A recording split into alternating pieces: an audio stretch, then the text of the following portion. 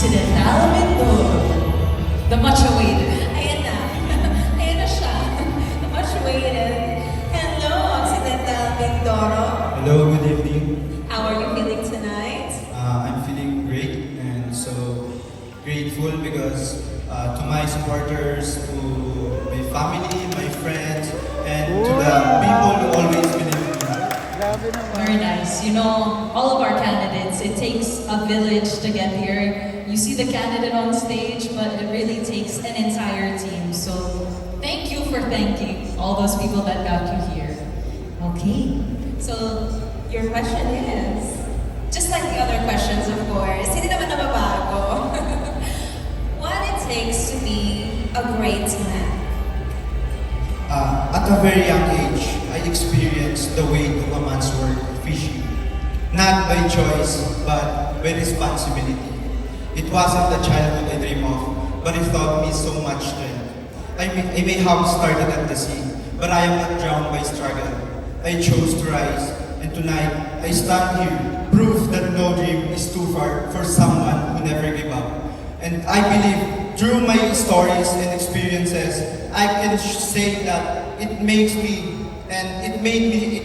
shape to be a great man. So to everyone listening here tonight, I just want to say that never underestimate what one opportunity can do.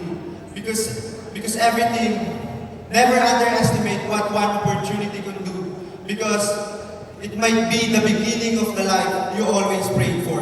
Thank you. Thank you so much. Well said, never underestimate an opportunity. Of course, when an accident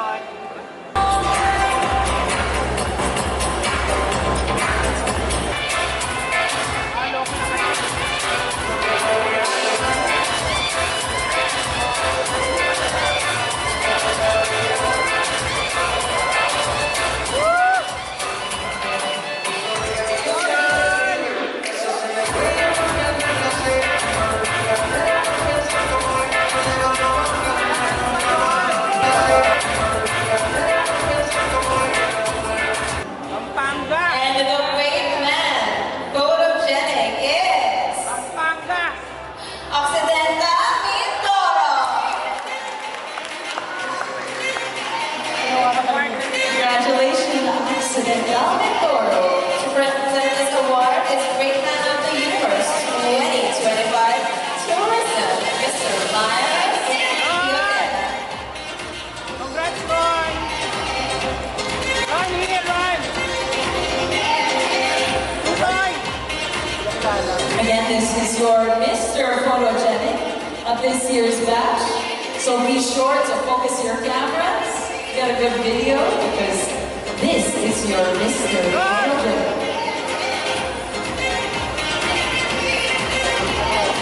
Ron!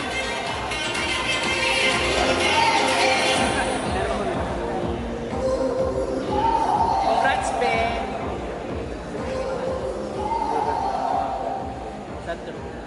To the left!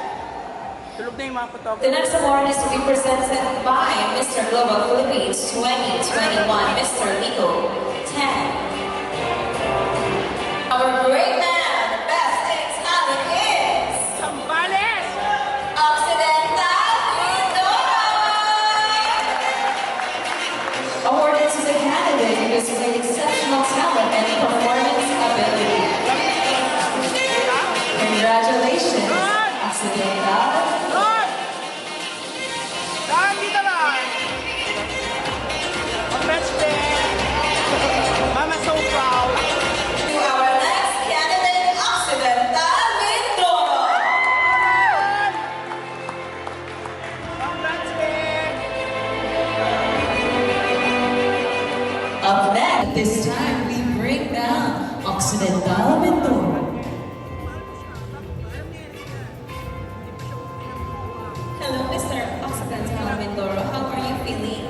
Hello, good evening. I'm feeling mixed emotion kasi hindi biro yung pinagdaanan namin and then hindi ko in-expect na makakapasok ako sa top 12. Pero alam ko naman na binigay ko yung best ko. Amazing. And I think you are ready now to answer your common question as part of the top 12. The floor is yours. I believe pure Pinoys are also. I believe that pure Pinoys are also capable of winning international pageant. Even though not having a foreign blood, because pageant excellence is not just about by blood percentage, but by heart, purpose, and dedication to carry our Philippine flag in international competition. And that tayo ngayon ay sineselebrate natin ang ating araw ng kalayaan. At taas noo kong sinasabi na ako ay handang i-representa at ipagmalaki ang ating pagiging Pilipino para sa international competition. Maraming salamat po at mabuhay tayong lahat. Thank you. Thank you so much, Occidental Mindoro.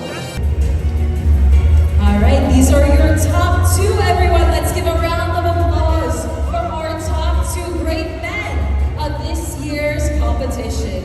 Before we announce, sino kaya ang Great Man of the Universe Philippines 2026? Let me hear some noise!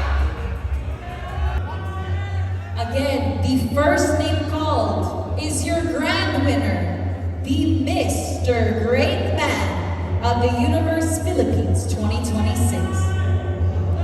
Let's hear some noise! You are right!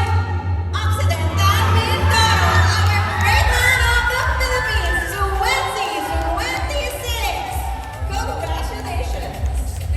Your Great Man of the Universe Philippines 2026 is Occidental Mindoro! And for the sash is Mr. Michael Deng. Also joining is Doc A of Hands of Doc A and Robert K and Dr. RJ Coco Evangelista.